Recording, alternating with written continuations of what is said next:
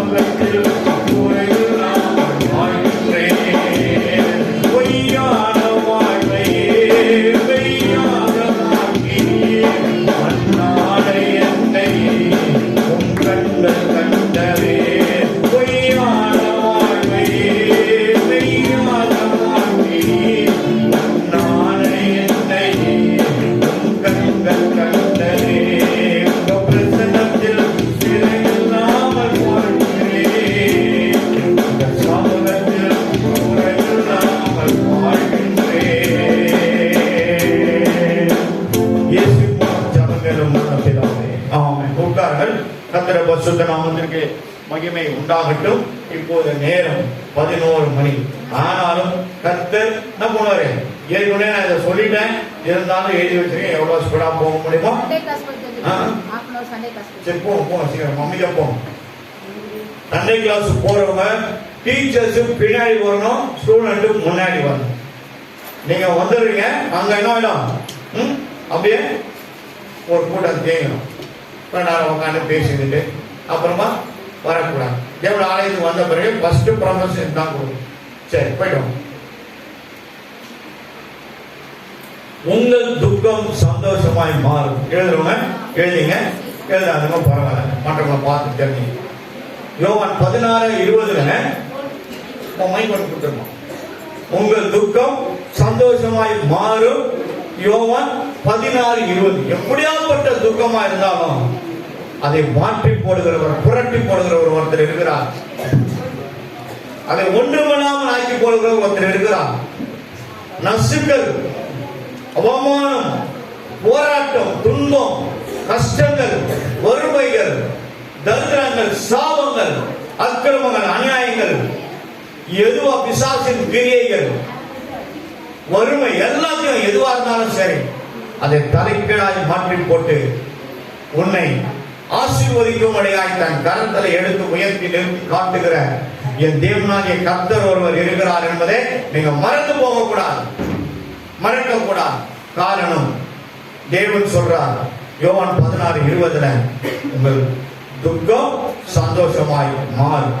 ஆனால் அந்த வசனத்தை நீங்கள் படித்தீர்கள் என்றால் ஒரு முறை படிங்க. நான் சொல்றேன், மெய்யாகவே மெய்யாகவே மெய்யாகவே மெய்யாகவே நான் உங்களுக்கு சொல்லுகிறேன், நீங்கள் அழுது புலம்புவீர்கள், உலகமோ சந்தோஷப்படும், நீங்கள் துக்கப்படுவீர்கள், ஆனாலும் உங்கள் துக்கம் சந்தோஷமாக மாறும். கர்த்தருடைய பரிசுத்த நாமத்திற்கு மகிமை உண்டாகட்டும். அப்போ தேவன் சொல்றாரு, என்ன பிரச்சனை வந்தாலும் சரி, 152வது பக்கம் புதிய ஏற்பாட்டில் பாருங்க, 16:20.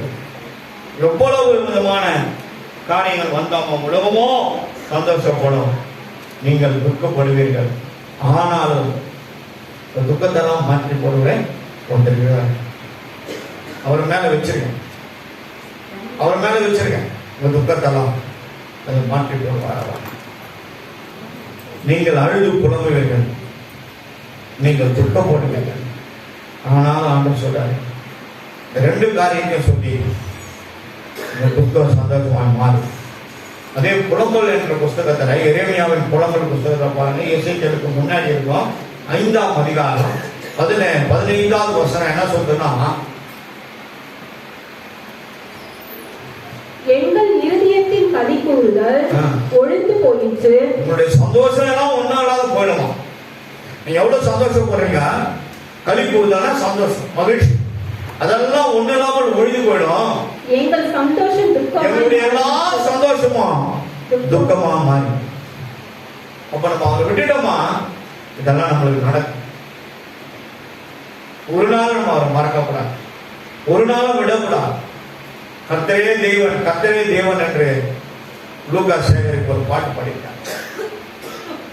தேவனை உயர்த்தி பாடி இருக்கிறார். இப்ப லேட்டஸ்டா போட்டிருக்காரு சாங், பார் கேட்டுப்பார். கர்த்தர் பரிசுத்த நாமம் மகிமைப்படட்டும். தேவன் இதுல ஒரு 3 விதமான காரியங்களை உங்களுக்கு நான் கடவுள்னு சொல்லிடுறேன். 1 சாமுவேலின் புஸ்தகம் 1ஆம் அதிகாரம் 16, 17, 18, 18வது வசனத்தை வாசிங்க. அப்பொழுது அவள் உம்முடைய அடியாளுக்கு அன்னாளை குறித்து சொல்லப்பட்ட இந்த வார்த்தை என்ன சொல்றேன்னு பார்க்கலாம். 1வது அதிகாரத்தை எடுத்துங்க. சாமுவேலின் புஸ்தகம் 1வது அதிகாரத்தினுடைய 18வது வசனத்தை எடுத்து வாசிங்க.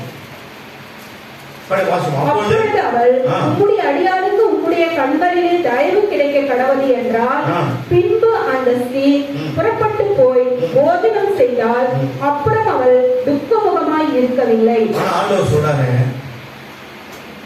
நீ துக்கமுகமா இனி இருப்பதில்லை.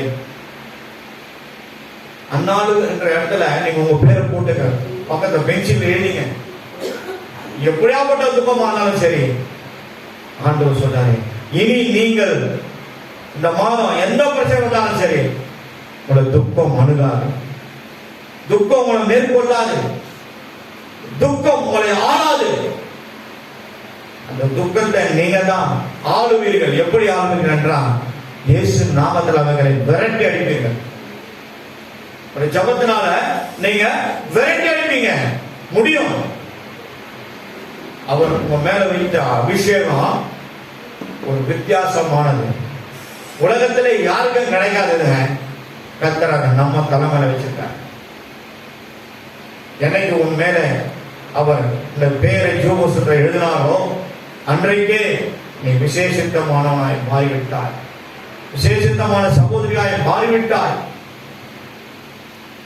நீ யாருக்கு விசேஷித்தவர்கள்? மேல பரலோகத்திற்கு அவருக்கு.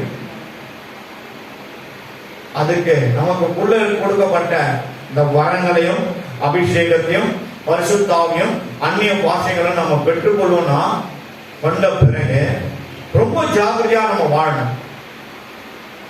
தில்லுமுள்ளு இருக்கக்கூடாது, பேச்சு தாறுமாறா இருக்கக்கூடாது, ரைட் ராயலா பேசக்கூடாது, சட்ட திட்டமா பேசக்கூடாது. தாழ்மை.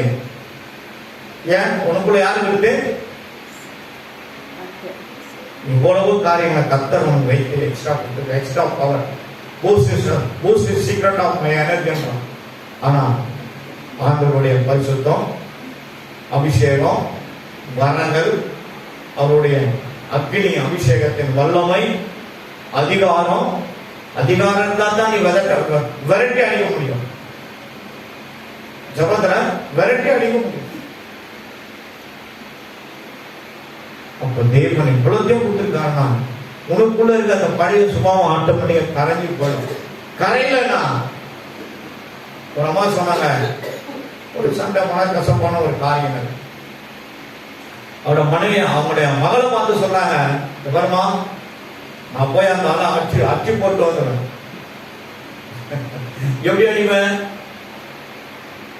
அந்த ஆள் கோடீஸ்வரன், நல்லவனும் கேட்டவனும், அவருக்குன்னு உள்ள ஒரு 200 பேர் இருக்கிறாங்க. எப்படி நம்ம வண்டியை அப்படி அடிச்சு தீர்ப்பு போட்டு வந்துடுவா? அந்த வாண்டா சொன்னோமா முடியாது. பேசுறது நம்ம எப்படி பேசணும்? ஜாக்கிரதையா பேசணும். அது நம்மளுக்கே திருப்பிக்கும். ஒரு நாள் திருப்பாதான் திரும்பும். அதனால்தான் இந்த வேத புஸ்தகம் இருமுனை கருப்புள்ள பட்டயம். பேசுறவனே வெட்டும், கேட்கிறவனே வெட்டும். அவசரப்பட்டு நம்ம என்ன பண்ணக்கூடாது? வார்த்தையை விடக்கூடாது. கர்த்தருடைய பரிசுத்த நாமத்திற்கு மகிமை உண்டாகட்டும். இந்த அன்னாள் குழந்தை இல்லாமல் மலடியா இருந்தார். கர்த்தர் ஒரு கர்ப்பத்தை அடைத்திருந்தார். கர்த்தர் ஒரு சத்தத்தை கேட்ட பிறகு நான் குழந்தை பிறந்ததுன்னா அதனுடைய ஆலயத்திலே நான் அதை பிரதிஷ்டை செய்து உமக்கென்றே அர்ப்பணித்து ஒப்புகிறேன். அந்த அம்மா நம்ம ஆண்டவருடைய ஆலயத்துல வேண்டிக் கொண்டாங்க, அதை பொருத்தனம் பண்ணி வேண்டிக் கொண்டாங்க. அதன் நிமித்தமாய் கர்த்தர் அன்னாலை கடாட்சித்தார். வசந்த பாருங்க, கடாட்சித்தார்.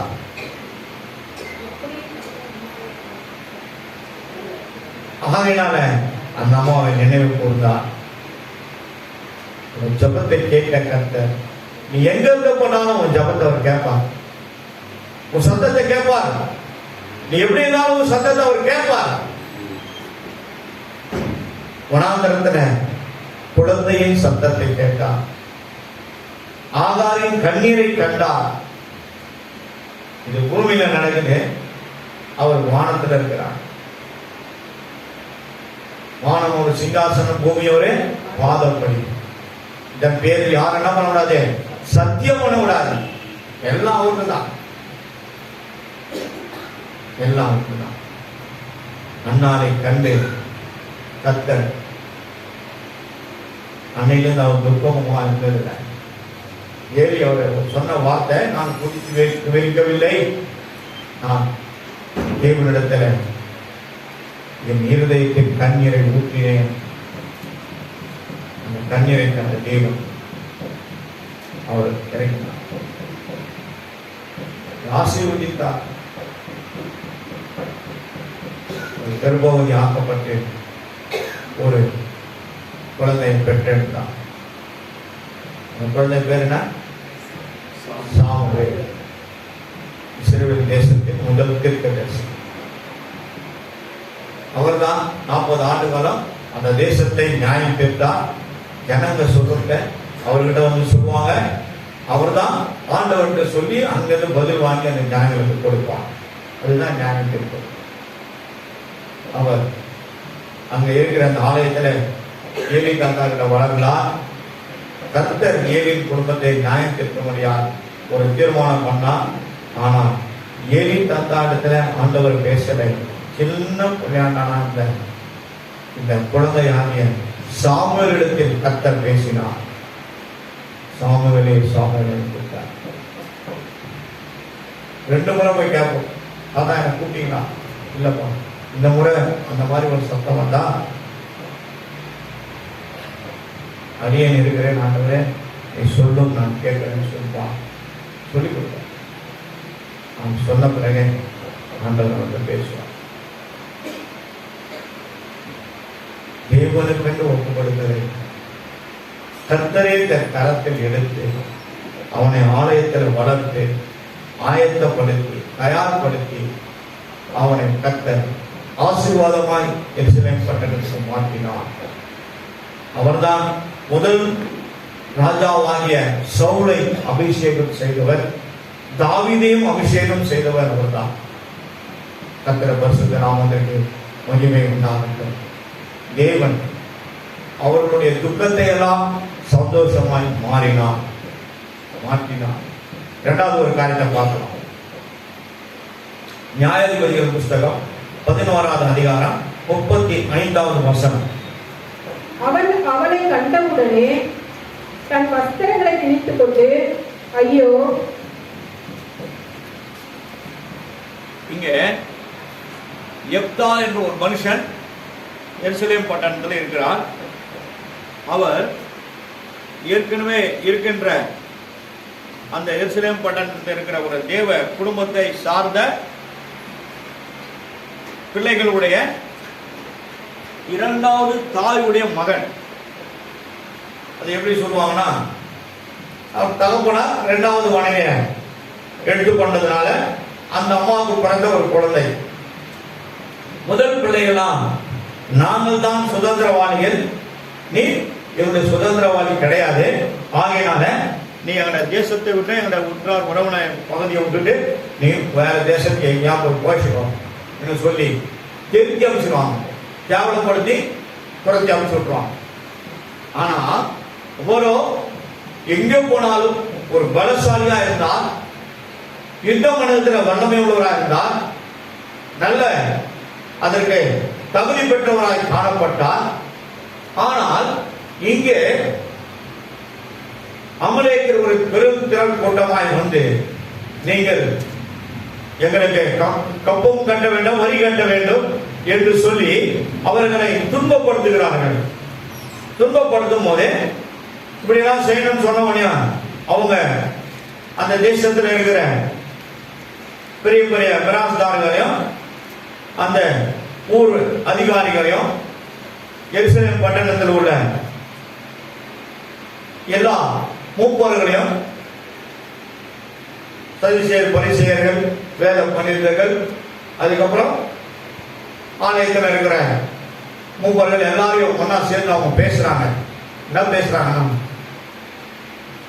உங்களுக்கெல்லாம் யுத்தம் பண்ண தெரியாது.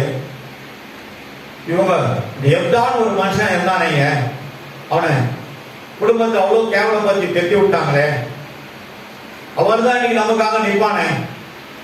அவன் யுத்த சன்னதனாச்சே, யுத்தத்துல நல்ல உலகம் உள்ளவனாச்சே, அது அறிந்தவனாச்சே, நமக்கெல்லாம் யுத்தம் தெரியாது, நம்ம என்ன பண்ண போறது, அவர்களுக்கு நாம் அடிமை ஆகணுமா என்று சொல்லி அவரிடத்துல கேட்பாங்க. கேட்கும் போது அப்போ என்ன பண்ணலாம்னு சொல்லி, சரி நம்ம எல்லாருமே ஒன்னா ஒரு 10 பேர் மூப்பர்கள் அந்த தேசத்தின் அதிகாரிகள் ஒன்னா சேர்ந்து போவாங்க அவரிடத்துல. நீங்க எல்லாம் ஒன்னா சேர்ந்து எனக்கு விரட்டி அடிச்சீங்களே, கேவலப்படுத்தினீங்களே, என்னுடைய தகப்பனாருடைய 2வது மனைவியுடைய மகன் என்று சொல்லி என்னை புறமே தள்ளினீங்களே, கழுத்தை பிடிச்சி வெளியே தந்தீங்களே, இனி எனக்கு உங்களுக்கு பங்கு கிடையாது, நீங்க போங்க, தேவையில்லை, நான் வந்துட்டேன், இங்க எனக்குன்னு ஒரு ராஜ்யத்தை நான் உருவாக்கிக்கிறேன், அநேகர் என்னை தேடி வராங்க, அவர்களோட நான் ஆயத்தமா இருக்கேன், ஒரு சேனையை கூட நான் இந்த பகுதியில் உருவாக்கிட்டேன், நீங்க தேவையில்லைன்னு சொல்றாரு. அப்புறம் அவங்க எல்லாம் முறையிடுறாங்க, நீ மறுபடியும் உங்க வீட்டுக்கு வாப்பா, நாங்களே உன்னை அந்த வீட்டில் உன்னை முதன்மையா வைக்கிறோம், நீரே எங்களுடைய எல்லாரையும் ஆளுங்க என்று சொல்லி மூப்பர்கள் எல்லாரும் ஒன்னா சேர்ந்தாங்க. அவரிடத்துல பேசி இரக்கமாக பேசுறாங்க, தாழ்மையா பேசுறாங்க, அவர் எப்படியாவது அழைத்து கொண்டு வரணும்னு நினைக்கிறாங்க. கொண்டு வந்து அவர் வீட்டில் விடாங்க. அவர் என்ன பண்ணாரு, அங்க இருக்கிற ஜனங்களாம் நல்ல தர்மசாலையில ஆக்கி 10 நாள் கழிச்சு நான் வரேன்னு சொல்லிட்டு 10 நாள் கழிச்சு எப்தான்ற மனுஷன் ஒரு சேனையோடு என்ன பண்றாரு, அவங்க அமலேக்கருடைய ஊரான போய் நின்று கூப்பிடுறாங்க, வாங்க நாங்க உங்களோடு யுத்தம் பண்ண தயாராகிட்டோம், நாங்க உங்களுக்கு வரி கட்ட மாட்டோம், வரி செலுத்த மாட்டோம் என்று சொல்லி அவங்க முறையிட்டு நாங்கள் 10 நாள் கழிச்சு வரோம், என்னை கூட நீங்க வாங்கன்னு சொல்லி அவங்க ரொம்ப அவங்க அடிக்கடி சண்டை போடுறதுனால நல்ல ஒரு ட்ரைனிங்ல இருந்தாங்க. ஆனா இஸ்ரவேல் ஜனங்களுக்காக யுத்தம் பண்ண யாரு கர்த்தர். தன் சொந்த ஜனங்கள் மீது தேவன் கருசனை உள்ளவராக இருந்தார். தேவனை தொழுது கொண்ட ஜனங்கள் தேவனிடத்தில் முறையிட்டார்கள். தேவன் அவரோடு இருந்து பேசினார். மொத்தமா போனாங்க. போயிட்டு அப்போ எப்தா ஒரு பொருத்தனை செய்யறார்.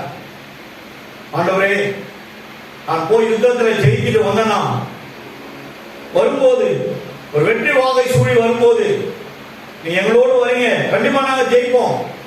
ஆனா எங்களுக்கு ஒன்பாக நின்று யுத்தம் படுத்த நீங்க தான். நாங்க 1000 தரம் இருந்தா கூட அது 2வது தான் சொல்லி ஒரு பொருத்தனை செய்வாங்க. நான் போகும்போது எங்க வீட்டுல இருந்து எது எனக்கு ஃபர்ஸ்ட் வருதோ அதை நான் உனக்கு பலியிடுறேன்னு சொல்லி இவரும் ஒரு பொருத்தனை பண்ணி ஜெபம் பண்ணுவார்.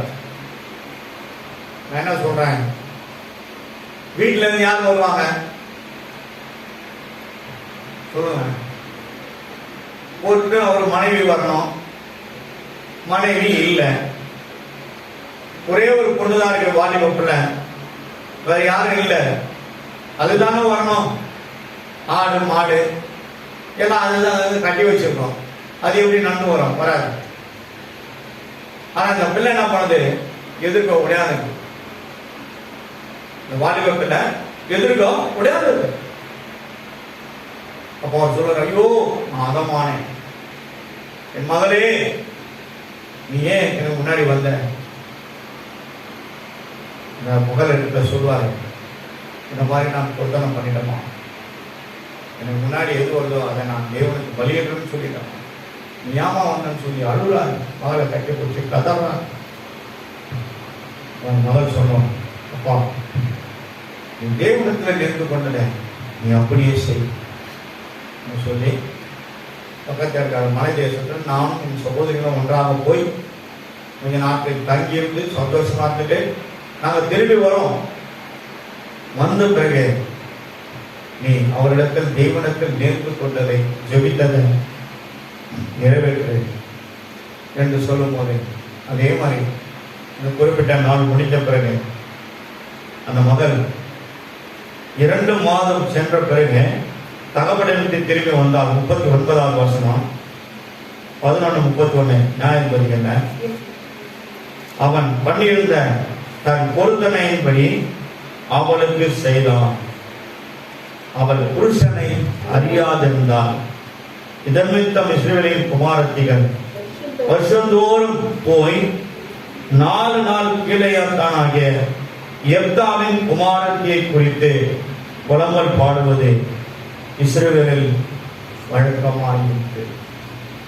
இன்னைக்கும் அந்த மலைக்கு போய் இந்த எப்தாவின் மகளுக்காக அவர்கள் மலையில போய் நின்று இருந்து சகோதரிகளாம் ஒன்றா சேர்ந்து இந்த 4 நாட்கள் என்ன பண்ணலாம், தங்கியிருப்பாங்க. புலம்பல்லாம் தன்னுடைய வருத்தத்தை துக்கத்தை தெரிவிப்பாங்க. பிறகு அவன் திரும்பி வந்துடுவான். இது இன்றைக்கோ இஸ்ரவேல் தேசத்துல நடக்குது என்று சொல்லி வழக்கமா இருக்குது, நடந்து கொண்டிருக்குது என்பதை குறித்து அவங்க சொல்றாங்க. ஆனா சந்தோஷமா வராங்க. ஆனா சந்தோஷமா வரும்போது வீட்டுக்கு வந்து என்னாச்சு, துக்கமாயிடுச்சு. அதைத்தான் நான் உங்களுக்கு சொன்னேன். புலம்பல் 5:15 சொன்னேன்.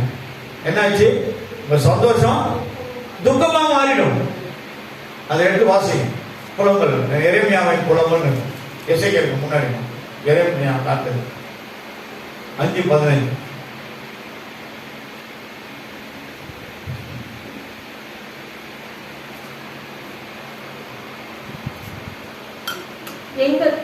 எங்கள் இருதயத்தின் களி கூறுதல் ஒழிந்து போயிற்று, எங்கள் சந்தோஷம் துக்கமாய் மாறிடுச்சு. எங்கள் சந்தோஷம் எல்லாம் எப்படி ஆயிடுச்சு, துக்கமா மாறி போச்சு. இதுதான் இந்த 8ஆம் வாழ்க்கைக்காக எழுதப்பட்ட வார்த்தை. இந்த 2 காரியத்தை பார்த்தோம். இன்னொரு காரியம் நம்ம பார்க்கலாம்.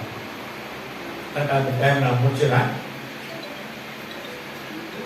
1 சாமுவேலின் புஸ்தகம் 11வது அதிகாரம். அங்க ஒரு காரியம் இருக்குது. என்ன காரியம்னா, சவுல் ராஜாவாயிடுவார். யார் அவரை ராஜாவாக்குறதுனா, சாமுவேல் அவர் ராஜாவா அபிஷேகம் பண்ணுவாரு. ஆனா இந்த எருசலேம் பட்டணத்து ஜனங்க, இவன் எங்களை ராஜாவா ஆள போறான், இவனையா ராஜாவா செலக்ட் பண்ணீங்க. ஏன்னா அதுக்கு முன்னாடி அந்த ஜனங்க என்ன சொல்றாங்கன்னா, நாங்க உங்ககிட்ட தான் வந்து சொல்றோம், நீங்க ஆண்டவர்கிட்ட கேட்டு சொன்னீங்களே, நாங்களே இப்ப டைரக்டா ஆண்டவர்கிட்ட பேசணும், எங்களோட குறையெல்லாம் நாங்க சொல்லணும், அவரே எங்களை நியாயம் இருக்கிற மாதிரி ஒரு ராஜாவை எங்களுக்காக நீ ஏற்படுத்து என்ன சொல்றாங்க. அவர் ஆண்டவர்கிட்ட முறையிடுறாரு. ஆண்டவர் இதை கேட்டாரு. கர்த்தர் என் மெய்ப்பரா இருக்கிறார், நான் தாழ்ச்சி அடையேன். அப்ப கர்த்தர் நம்மளை மெய்த்தார்னா ஒரு நாள் நம்ம குறைவில்லாமல் வாழ்வோம், துன்பம் இல்லாமல் வாழ்வோம், கஷ்டம் இல்லாமல் வாழ்வோம், தரித்திரம் இல்லாமல் வாழ்வோம், சாபம் இல்லாமல் வாழ்வோம். அக்கிரம அநியாயம் நம்மளை தொட போறது கிடையாது, சத்துருவின் போராட்டம் நம்மளை தொட போறது கிடையாது, சாபங்கள் நம்ம கிட்ட வர போறது கிடையாது, விரோதிகள் நம்ம மேல எழும நிற்க போட்டு நம்ம மேல அவர்கள் ஆளுகை செய்வது கிடையாது. காரணம், கர்த்தர் நம்மளை ஆளுகிறார். என் குடும்பத்துக்கு தலைவர் யாரு? அவர்தான். அவர்தான் என் குடும்பத்தை நடத்துறார். அவர்தான் என் குடும்பத்தை வழி நடத்துறார். எனக்கு என் குடும்பத்துக்கு பாதுகாவலர் அவர் தான் இருக்கார். அவர்தான் நம்மளை நடத்தணும், மனுஷன் நம்மளை நடத்தக்கூடாது. இந்த ஜனங்களுக்கு தெரியாததுனால சவுலையும் ராஜாவா ஏற்றுக்கொள்ள ஆயத்தமா இல்லை. அங்க ஒரு சம்பவம் நடக்குது. இந்த 11வது அதிகாரத்துல அதே அமலேக்கினுடைய அந்த அமலேக்கு மீதியானவர்கள் இவங்களோட மத்தியில ஒரு மனுஷன் எழுப்புறான். எப்படி கோலியாத் எழுப்புனானோ அதே மாதிரி ஒரு மனுஷன் எழுப்புறான். அவன் பேர் என்னன்னா நாகாஸ். வீட்டுல போய் படிச்சு பாருங்க. நாகாஸ். இன்னைக்கு என்ன இருக்குது நாகாஸ்ல? என்னமா சொல்லுங்க, நீங்க தான் கடைக்கு போறீங்க, சொல்லுங்க. நாகாஸ் உப்பு, நாகாசு கோதுமை மாவு, நாகாசு ரவை, நாகாசு சேமியா, நாகாசு ஆயில் கூட வந்துருச்சு இப்போ. இவங்களாம் யாருங்க சொல்லுங்களேன், சொல்லுங்களேன். இந்த நாகாசுனா தெரியாதுன்ற அளவுக்கு அவன் அவ்வளவு சித்தா போட்டு வச்சுக்கான். நம்ம ஆண்டவருடைய ஸ்பிரிட்ல இருக்கிறவங்க எவ்வளவு சித்துல இருக்கும் அவனுக்கு தெரியாது. தயவு செய்து வாங்காது. என் வீட்டுக்காரன் தெரியாம போலாம ஜோசப் தான் வாங்க சொல்லணும். ஏன்னா ஒரு அதுலயும் ஒரு வசனம் போட்டுருக்கோம், கரெக்டான ரேட். அதே அந்த ரேட்டு நார்மல் ரேட்டை ஒரு பொருளுக்கு 50 பைசா ₹1 கிடைச்சா போதும் இருக்கிறாங்க. உள்ள போகும்போதே ஆண்டவருடைய பாட்டு அதில் பாடினே இருக்கும். 3-4 ஃப்ளோர் ஓடிட்டே இருக்கும். ஒரு பாக்கெட்ல ஒரு வசனம் நம்ம போய் வாங்க. நாகாஸ் உப்பு சால்ட் எல்லாம் இருக்கு, வாங்க. எது வேணுமோ அதை மட்டும் வாங்க. நம்ம கண்ணை திறக்கப்பட்டாதான் நம்ம அதெல்லாம் பார்க்க முடியும். அப்ப அந்த நாகாஸ் என்ற ஒரு போர் வீரன் வந்து, நீ எல்லாரும் எங்களுக்கு அடிமடா, நான் உங்களுடைய வலது கண்ணை கொடுக்க போறேன், நீங்க எங்களுக்கு கப்பம் கட்டணும், நீங்க எங்களுக்கு அடிமையாகணும். என்ன சொல்றீங்க? என்ன சொல்லும் போதே அந்த வசனத்தை கொஞ்சம் பார்ப்போம். 1 சாமுவேல் 16 அதிகாரம் எடுத்துமா.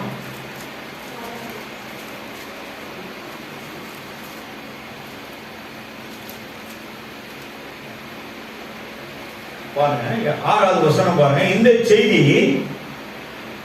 சவுல் இந்த செய்தியை கேட்ட உடனே தேவனுடைய ஆவியானவர் அவன் மேல் இறங்குகிறார். அவன் மிகவும் கோபம் உண்டவனாய். பரிசுத்த ஆவியானவர் மேல இறங்குறாரு. பழைய ஏற்பாட்டிலையும் பரிசுத்த ஆவியானவர் வேலை செய்தாரு, புதிய ஏற்பாட்டின் காலத்துல பரிசுத்த ஆவியானவர் வேலை செய்துட்டு இருக்கிறார்.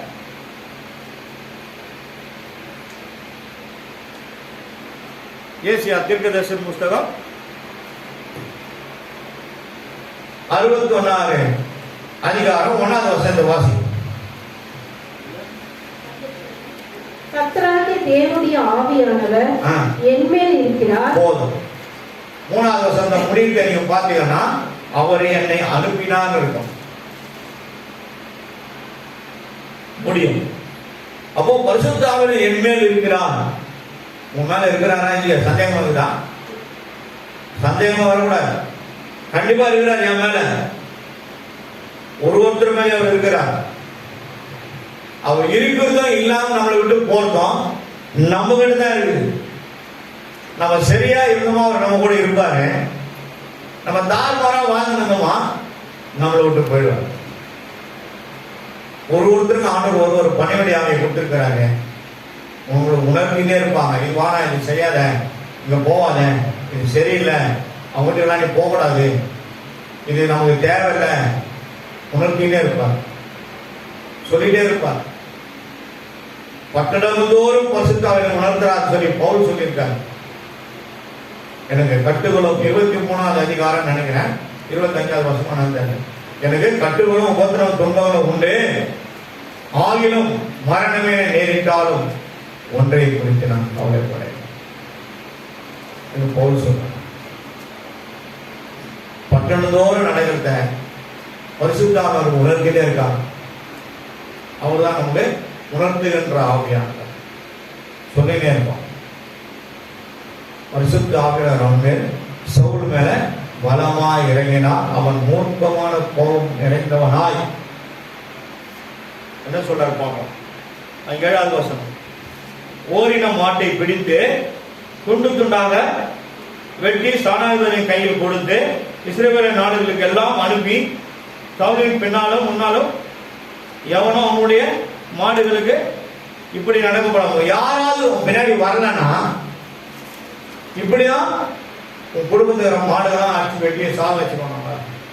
ஒரு வீட்டில் ஒருத்தன் எல்லாரும் வாங்க மொத்தமா நம்ம போனோன்னு ஒரு பெரிய சேனையை உண்டாக்கி எடுத்துக்கொண்டு போய் அந்த நாகாஸ் என்ற படை தலைவனாகிய அமலேக்கியனுடைய சேனையிலிருந்து வந்த அவனோடு வந்த அனைவரையும் பரிசுத்த ஆவியானவர் மேல் வல்லமையா இறங்குகிறான். அதே ஸ்பிரிட்ல போய் அடிச்சு கொண்டு அவங்க எல்லாரும் சாகரிச்சு மெரிச்சு போடுறான். அத்தோடு போனவதான் போனது. நம்ம தேவனுடைய பிள்ளைகளுடைய புத்திரர்களுடைய வலது நல பிடுகிறது இவன் யார்? அந்த வைராக்கியம் அவர்களுக்கு வந்தது. கர்த்தர் அவர்களுக்காக முன்னாடி நின்று அவர் யுத்தம் பண்ணினார். யுத்தத்தில் செய்தாங்க. கர்த்தர் அவருடைய சேனையை இஸ்ரவேலுடைய சேனையை காப்பாற்றினார். கர்த்தருடைய கரம் அவர்களோடு இருந்தது. அப்போ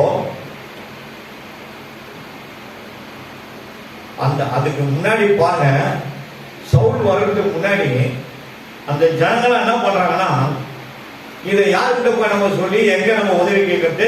இப்பதான புதுசா ஒரு ராஜா வந்து அபிஷேகம் பண்ணிக்கிறாரு சொல்லி அவங்க என்ன பண்றாங்கன்னா 4வது வசனத்தை வாசிமா. சவுலின் ஊராகிய கிபியாவிலே வந்து ஜனங்களின் காதுகள் கேட்க அந்த செய்திகளை சொன்னார்கள்.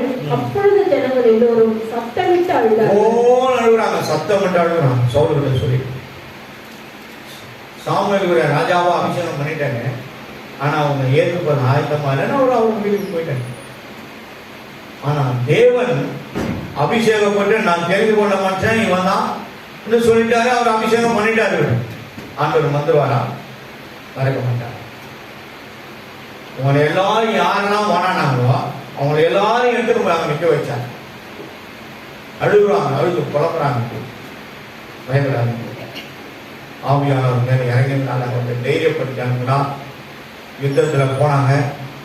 அந்த நாகாஸ் ராஜா அவனை சார்ந்த ஜனங்களை அடித்து கொண்டு குவியலாக்கி தூக்கி போட்டு ஜெயித்து விட்டு வந்தாங்க.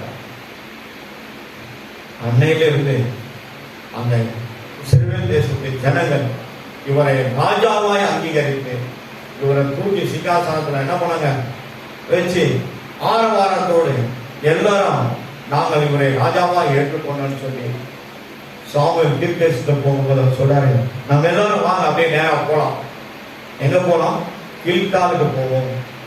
கில்கால் தேவனுடைய பலிபீடத்துக்கு முன்பாக அவரை இந்த ராஜாவுடைய சிங்காசனத்தில் உட்கார வைத்து அவரை அங்கீகாரத்தோடு ரெக்கக்னைஸ் பண்ணி அவரை ராஜாவாய் ஏற்றுக்கொண்டார்கள். ஒரு மனுஷன் ஆண்டவர் அபிஷேகம் பண்ணிட்டாருன்னா இந்த ஜனங்க புறமே தள்ளா கூட இதே ஜனங்க போய் அவன் காலில் விழுந்து அவனை வணங்கும்படியாக கர்த்தர் செய்தார். தேவன் ஒரு மனுஷனை செலக்ட் பண்றான்னா சாதாரணமா இருக்காது. அந்த காலத்துல பழைய ஏற்பாட்டின் காலத்துல நீங்க பாத்தீங்கன்னா எல்லாம் உழுந்து பாகம் செய்து போனாங்க. புதிய ஏற்பாட்டின் காலத்துல அப்படி அல்ல. தேவன் ஒரு வசனம் இந்த புதிய ஏற்பாட்டு காலத்துல நம்மோடு இருக்கிறார், நம்மோடு பேசுகிறார். நீ இப்படிதான் இருக்கணும், இப்படிதான் வாழணும், இப்படிதான் நடக்கணும்னு சொல்லி கர்த்தர் திட்டமும் தெரியுமா நம்மளோடு இடைப்படுகிறார். வசனம் உன்னோடு பேசும், உன்னை நடத்தும். நீ அவர் கையை வெட்டிட்டுனா அவர் உன் கையை விட்டுறார். எங்க இருக்கு? சகரியான் புஸ்தகத்துல இருக்கு, படிச்சு பாருங்க.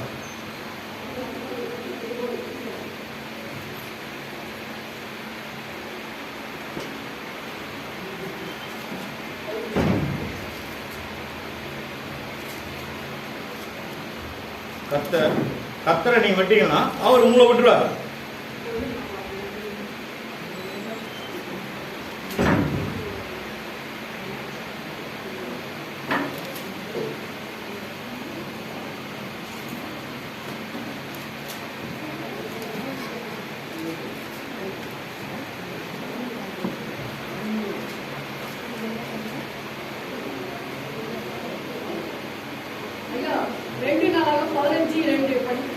இல்லை சகரியால கூட பார்த்துருக்கோம். இது படிச்சுட்டு அதை படிங்க. சகரியா 1:3 படிங்க. ஆகையால் நீ அவர்களை நோக்கி சேனைகளின் கர்த்தர் உரைக்கிறது என்னவென்றால் என்னிடத்தில் திரும்புங்கள் என்று சேனையின் கர்த்தர் சொல்கிறார், அப்போது நான் உங்களுக்கு திரும்புவேன் என்று சொல்றாரு. அதே மாதிரி இன்னொரு வசனம் சகரியால தான் நான் படித்தேன்.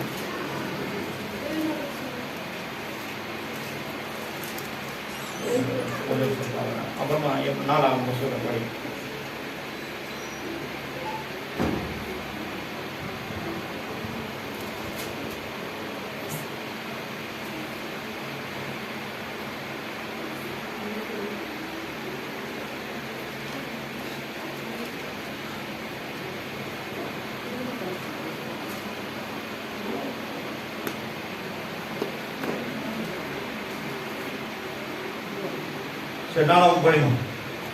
அவன் வெளியே ஆசாவுக்கு எதிர்கொண்டு போய் அவனை நோக்கி, ஆசாவே, யூதா பென்யமீன் கோத்திரங்களின் சகல மனுஷரை கேளுங்கள். நீங்கள் கர்த்தரோடு இருந்தால் அவர் உங்களோடு இருப்பார். நீங்கள் அவரை தேடினால் உங்களுக்கு வெளிப்படுவார். அவரை விட்டீர்கள் ஆகில் அவர் உங்களை விட்டு விடுவார். நீங்க அவரை கையை விட்டுட்டீங்கன்னா அவர் என்ன பண்ணுவாரு? உங்க கையை விட்டுருவாரு. தந்தமா பேசுறது, சித்தா பேசுறது, கிளாடமா பேசுறது, இதெல்லாம் ஒன்றும் வேலைக்காம நம்முடைய தேவன் சேனைகளின் தேவன், சேனைகளின் கர்த்தர். கர்த்தருடைய பரிசுத்த நாமத்திற்கு மகிமை உண்டாகட்டும். கர்த்தர் எவ்வளவு நல்லவராக இருக்கிறார். நாகாஸ் என்ற அந்த மனுஷனுடைய எல்லா காரியங்களும் அவர்கள் சத்தமிட்டு அழுதார்கள், புலம்பினார்கள்.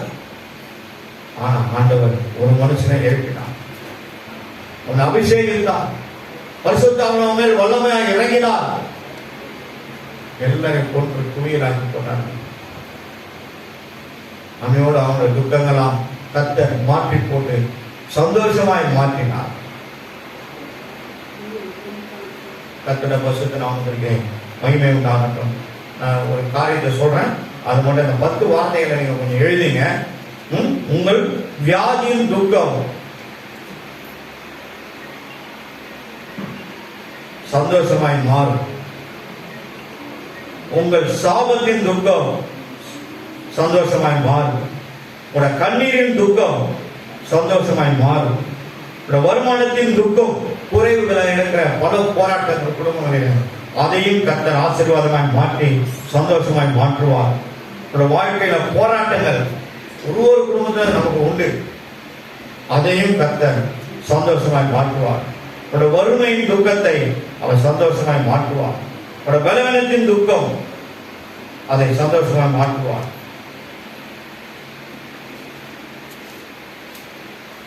உங்கள் விரோதிகள் மூலமாய் வருகிற துக்கங்களை அவர் சந்தோஷமாய் மாற்றுவார். உங்கள் கணவர் பிள்ளைகளை குறித்து உங்களுக்குள்ளே ஒரு துக்கம், ஐயோ என் பிள்ளைங்க அப்படி இருக்கிறாங்களே, என் கணவர் ரட்சிக்கப்பட மாட்டாரு, கண்டிப்பா கர்த்தர் மாற்றுவார். உன் குடும்பத்தை மாற்றுவார், உன் கணவரை மாற்றுவார், உன் பிள்ளைகளை மாற்றுவார். முதல் நீ மாறு, அப்போது உன் குடும்பம் மாறும். யாரையும் குறை சொல்லாதீங்க. முதல் நான் மாறினா என் குடும்பம் மாறும். முதல் நமக்குள்ள ஒரு மாற்றம் வரணும். கணவர் மாறுவார். எல்லாரும் ரட்சிக்க வல்லமை உள்ளவர் அவர். அவர் ரட்சிக்க மாட்டேன்னு ஒரு நாளும் சொன்னதும் கிடையாது. அவர் கைகள் குறுகி போனதும் கிடையாது. உங்கள் துக்கம் சந்தோஷமாய் மாறும். பாட பாட